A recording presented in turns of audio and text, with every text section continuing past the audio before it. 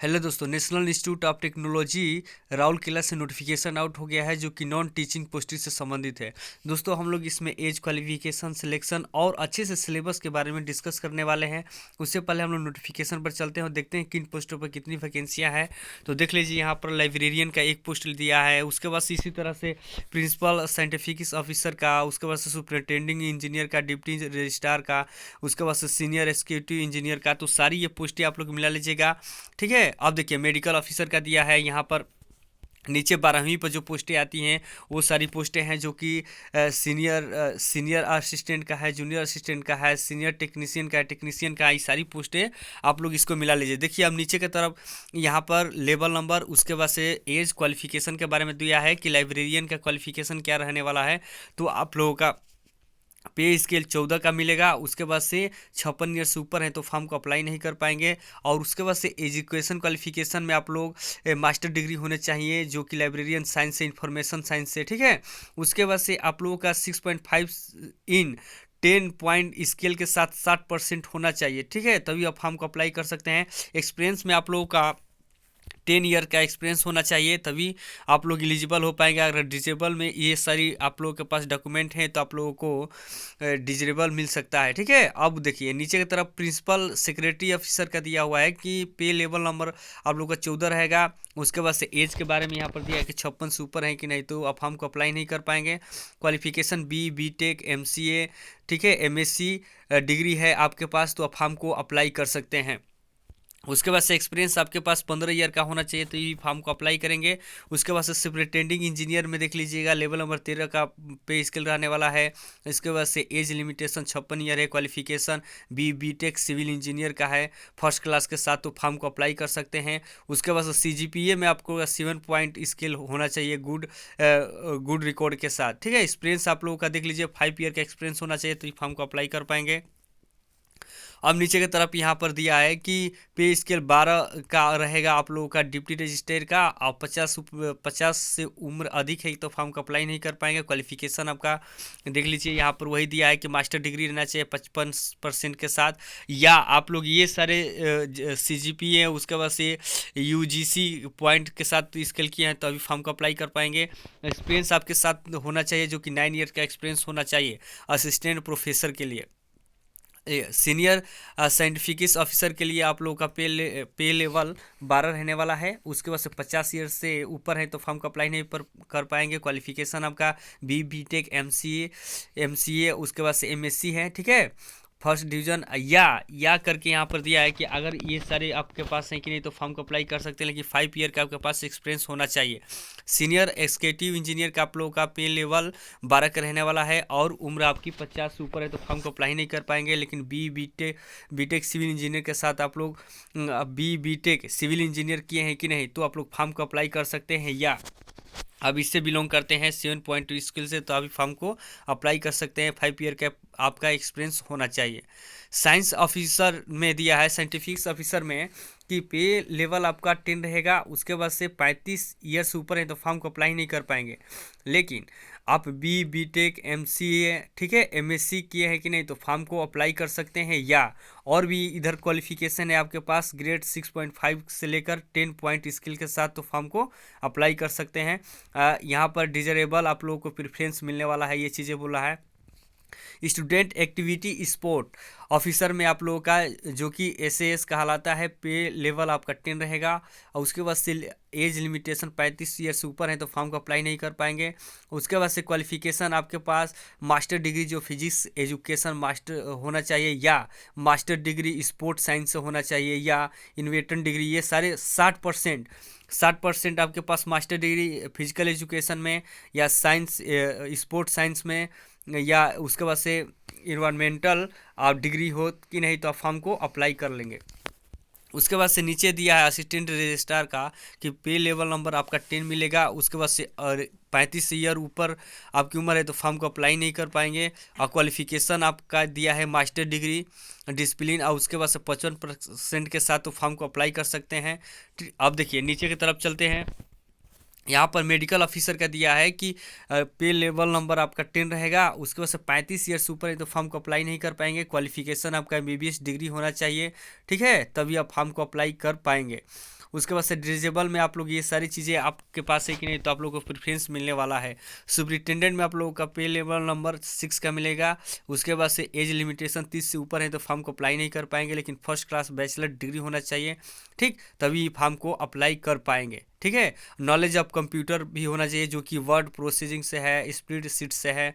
Technician technical assistant का आप लोगों का पे लेवल 6 का रहेगा। और एज आपका 30 ईयर्स ऊपर है तो अप्लाई नहीं कर पाएंगे। फर्स्ट क्लास से आप लोगों का बी.टेक MCA होना चाहिए, तभी फॉर्म को अप्लाई कर पाएंगे, या डिप्लोमा इंजीनियरिंग में है तभी फॉर्म को अप्लाई कर सकते हैं। बैचलर डिग्री है साइंस के साथ तभी फॉर्म को अप्लाई कर पाएंगे, लेकिन 50% के साथ होना चाहिए। जूनियर इंजीनियर के लिए आप लोग का लेवल नंबर 6 का पे स्केल रहने वाला है। उसके बाद से 30 ईयर्स ऊपर तो फॉर्म को अप्लाई नहीं कर पाएंगे। बी.टेक सिविल इंजीनियर है तो अप्लाई कर सकते हैं, या फर्स्ट क्लास का डिप्लोमा है सिविल इंजीनियर में तभी अप्लाई कर सकते हैं। SAA असिस्टेंट में पे लेवल नंबर 6 का मिलेगा। अपर लिमिट आप 30 ईयर्स ऊपर है तो अप्लाई नहीं कर पाएंगे, लेकिन क्वालिफिकेशन आपका फर्स्ट क्लास का बैचलर डिग्री होना चाहिए फिजिकल एजुकेशन में, ठीक है, या पेंटिंग में, फोटोग्राफी में, ठीक, ये सारी चीज़ें अगर रहता है तो आप फॉर्म को अप्लाई कर पाएंगे। यहाँ पर लाइब्रेरी इंफॉर्मेशन असिस्टेंट के लिए पे लेवल 6 का रहेगा और एज लिमिटेशन 30 से ऊपर है तो अप्लाई नहीं कर पाएंगे। क्वालिफिकेशन का फर्स्ट क्लास बैचलर डिग्री होना चाहिए, आर्ट्स से, कॉमर्स से, साइंस से, ठीक, तभी आपको फॉर्म को अप्लाई कर पाएंगे। सीनियर असिस्टेंट में यहाँ पर आ गया वो चीज़ें जो 12वीं पास फॉर्म को अप्लाई कर सकते हैं। पे लेवल नंबर आपका 4 का मिलेगा और 33 ईयर्स ऊपर है तो फॉर्म को अप्लाई नहीं कर पाएंगे। अब नीचे आप लोग टाइपिंग भी देना है, जो कि 35 WPM स्पीड होनी चाहिए इंग्लिश का, ठीक है। अब उसके बाद से जूनियर असिस्टेंट का पे लेवल नंबर 3 मिलेगा। उसके बाद से एज लिमिटेशन 27 ईयर्स ऊपर है तो अप्लाई नहीं कर पाएंगे। क्वालिफिकेशन 10+2 है। और उसके बाद से टाइपिंग स्पीड 35 WPM होना चाहिए, ये चीज़ें बोल रहा है। अब नीचे देखिए सीनियर टेक्नीशियन का आप लोगों का पे लेवल नंबर 4 का मिलेगा। 33 ईयर्स ऊपर है तो फॉर्म को अप्लाई नहीं कर पाएंगे। और 10+2 है कि नहीं, तो आप लोग फॉर्म को अप्लाई कर सकते हैं। साइंस के साथ 60% होना चाहिए। अगर 10वीं किए हैं कि नहीं, तो 10वीं के साथ आपके पास 2 ईयर का आपके पास ITI होना चाहिए, तभी फॉर्म को अप्लाई कर पाएंगे। बैचलर डिग्री है तो आप लोग को प्रेफरेंस मिलेगा, यहाँ पर वो चीज़ें बोल रहा है। टेक्नीशियन में पे लेवल नंबर 3 का मिलेगा, ठीक है। अपर एज लिमिटेशन 27 ईयर का है। क्वालिफिकेशन 10+2 वही, और 10 और 60% के साथ और ITI 2 ईयर्स का किए हैं तभी भी फॉर्म को अप्लाई कर सकते हैं, यानी कि 10+2 और उसके बाद से या 10वीं ITI। यहाँ पर कह रहा है कि आपके पास ये डॉक्यूमेंट होने चाहिए। अगर आप लोगों को एज में छूट चाहिए कि नहीं, तो SC ST OBC EWS PWD, तो आप लोगों को गवर्नमेंट रूल के हिसाब से आप लोगों को एज में भी छूट मिलेगी। और ये सेंट्रल गवर्नमेंट का ही डॉक्यूमेंट आपके पास रहना चाहिए, जो कि OBC SC ST जो रहता है। अब यहाँ पर एज रिलेक्सेशन आप लोगों को गवर्नमेंट रूल के हिसाब से आपको मिल जाएगा, ठीक है। अब देखिए यहाँ पर ये चीज़ें बोल रहा है कि आप लोगों का कितना चालान लगने वाला है, तो देख लीजिए आप लोग।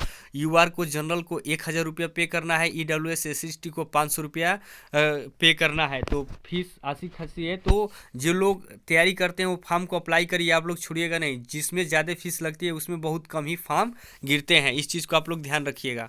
अब नीचे की तरफ चलते हैं, कुछ और जानकारी बता देते हैं आपको। और एक अहम जानकारी ये चीज़ बताएंगे कि सिलेबस के बारे में। देखिए, सबसे पहले सीरियल नंबर 1 से 10वीं तक ले सबका एग्ज़ाम आप लोगों का राउरकेला में होगा, लेकिन 11 से 19 तक का आप लोगों का जो रिटन टेस्ट होने वाला है, स्किल टेस्ट होने वाला है, वो सबसे ज़्यादा बच्चे अप्लाई कर देते हैं फाप को।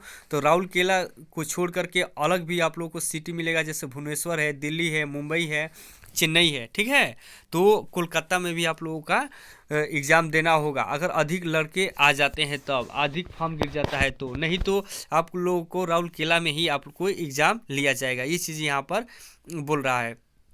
अब देखिए, यहाँ पर कह रहा है कि सिलेक्शन प्रोसेस में जब आप लोग का टेस्ट कंडक्ट किया दिया जाएगा, पास होकर के इंटरव्यू देने के लिए आएंगे, तो आपको किसी प्रकार का TADA अलाउंस नहीं मिलने वाला है। हाउ टू अप्लाई आप लोगों को साइट पर, राउरकेला वाली साइट पर जाकर के आप फॉर्म को अप्लाई कर सकते हैं यहाँ से, ठीक है। तो यहाँ पर एक जानकारी मैं दे दूँ कि ऑल इंडिया बेस पे ये भर्ती है। ऑल इंडिया से सारे लड़के और लड़कियां, मेल और फीमेल दोनों लोग इसको अप्लाई कर सकते हैं। ये चीज़ें यहाँ पर कंडक्ट कर रहा है। अब देखिए यहाँ पर ये चीज़ें निकल के आ रही हैं कि आप लोग 14 दिसंबर 2022 से लेकर 16 जनवरी 2023 तक फॉर्म को अप्लाई कर सकते हैं। और SBI से आप लोग चालान करवाना है कि नहीं, तो 19 जनवरी 2023 तक चालान करवा सकते हैं। एक दिन की 3 दिन आपको एक्स्ट्रा टाइम मिल रहा है। दोस्तों मैंने क्वालिफिकेशन एज सब कुछ बता दिया है, बस सिलेबस की बारी आ गई है। तो देखिए सिलेबस के बारे में जानकारी दे देता हूँ कि राउरकेला में एक मेरे मित्र हैं जो जॉब करते हैं, तो उनसे हम मेरी बात हुई है, तो उन्होंने बताया कि पहले भी यही कंडीशन आया था कि साइट पर किसी प्रकार का अभी तक मान लीजिए कि सिलेबस नहीं दिखा रहा है। तो उनसे ये सारी बातें मैंने शेयर की, तो कहा कि पहले भी ये से नहीं बताता था, लेकिन उन्होंने यह जानकारी दी कि जो KVS का आप लोगों का सिलेबस दिखा रहा है केंद्रीय विद्यालय वाला, उसमें का जूनियर असिस्टेंट का चाहे लाइब्रेरियन का, तो उसी सिलेबस से मिलता जुलता सब कुछ वो पूछा जाता है। वो जॉब वहाँ पर कर रहे हैं, उन्होंने ये जानकारी दी। लेकिन मैंने ये पूछा बात कि सर क्या मतलब दोस्ती है हमारे, तो रिस्पेक्ट मैंने बोला कि अब बताइए कि अब कैसे सिलेबस इसके बारे में क्या होगा। तो बोले कि सिलेबस के बारे में पहले ये चीज़ें अपडेट नहीं की जाती थी, डायरेक्ट आपको एग्ज़ाम देना होता है, वहीं पर सारी चीज़ें मिल जाती है। लेकिन उनसे मैंने ये बातें बताई कि KVS वाली, तो उन्होंने कहा कि KVS का जो सिलेबस मिल रहा है उससे ही मिलता जुलता सब कुछ रहता है, स्किल टेस्ट भी वही सारे टर्म्स एंड कंडीशन रहते हैं, तो उससे भी मिला लीजिएगा। लेकिन मैंने कहा कि क्या साइट पर सिलेबस अपलोड किया जाएगा, तो कह रहे हैं कि इसके बारे में बात विचार चल रहा है। तो जैसे ही वो साइट पर आ जाता है सिलेबस की नहीं, तो उसके बारे में अच्छे से जानकारी दे देंगे। उससे पहले उन्होंने बताया था कि आप लोग चाहें तो जा कर के KVS वाला सिलेबस भी उस चीज़ को मिला करके समझ सकते हैं। ठीक है, तो हम लेकर चलते हैं आपको KVS के सिलेबस पर, दिखाते हैं कि जो जूनियर असिस्टेंट का है, सीनियर असिस्टेंट का है, लाइब्रेरियन का है, सारा सिलेबस उसी में दिया हुआ है, तो उसके बारे में जैसे समझ लेते हैं। दोस्तों हम लोग जूनियर यहाँ पर आ गए हैं असिस्टेंट पर कि आप लोग का सिलेबस क्या रहने वाला है, तो देख लीजिए। आप लोग का सिलेबस यहाँ पर यही दिखा रहा है KVS वाला में कि आपका 120 मार्क्स का क्वेश्चन रहने है, जो कि ऑब्जेक्टिव टाइप रहेगा। उसके बाद से 120 मिनट टाइम मिलने वाले हैं, इसके मतलब कि 2 घंटे टाइम मिलने वाला है। तो देख लीजिए आप लोग कहाँ कहाँ से ये सारी चीज़ें पूछ रहा है। कह रहा है कि पार्ट 1 बांट रहा है, जो कि language of proficiency test 40 marks का रहेगा, जिसमें इंग्लिश 20 का रहेगा और हिंदी भी इसका रहेगा। तो देख लिए हिंदी में से क्या क्या पूछ रहा है, अलंकार, वचन, समास, ठीक है, संधि विच्छेद, ये सारी चीज़ें पूछ रहा है। इंग्लिश में आप लोग देख लीजिए क्या क्या, AN पार्ट ऑफ स्पीच में क्या सारा चीज़ पूछ रहा है। ठीक है, आर्टिकल AN द का प्रयोग भी पूछ रहा है, प्रीपोजिशन, एडजेक्टिव, वर्ब, एडवर्ब, यानी कि पार्ट ऑफ स्पीच का पूरा भाग ही पूछ रहा है, इंटोनेशन पूछ रहा है। तो ये चीज़ें निकल के आ रही हैं। पार्ट नंबर 2 में आप लोग इसको मिला लीजिए, देखिए 20 नंबर का यहाँ से आ रहा है। पार्ट नंबर 2 में कुल मिलाकर के 80 क्वेश्चन आ रहे हैं। जनरल नॉलेज से 20 क्वेश्चन आ रहे हैं, जो कि आप लोग का जियोग्राफी, इंडियन जियोग्राफी से है, इकोनॉमिक्स से है, ठीक है, साइंस से है। तो ये चीज़ें मिला लीजिएगा। उसके बाद से रीजनिंग से 20 क्वेश्चन आ रहा है, सिंबल से, नंबर से, कोडिंग डिकोडिंग से, कैपिटल लेटर से आ रहा है, ठीक है, सीरीज से आ रहा है। तो ये सारी चीज़ें मिला लीजिए। 20 क्वेश्चन आप लोग का कंप्यूटर लिटरेसी से आ रहा है, जो कि 20 क्वेश्चन है। तो रैम रोम फाइल सिस्टम से, इनपुट डिवाइस से, कंप्यूटर सॉफ्टवेयर रिलेशन से, बिटवीन से, हार्डवेयर से, ये सारी चीज़ें, MS वर्ड सारी चीज़ें दी हुई, तो इसको भी मिला लीजिएगा। उसके बाद यहाँ पर देख लीजिए 20 मैथ से आ रहा है क्वेश्चन। तो टाइम वर्क से दिया है, परसेंटेज से, प्रॉफिट लॉस से दिया, रेशियो प्रॉपर्टी से दिया है, सिंपल कंपाउंड इंटरेस्ट से दिया, टाइम एंड डिस्टेंस से दिया है।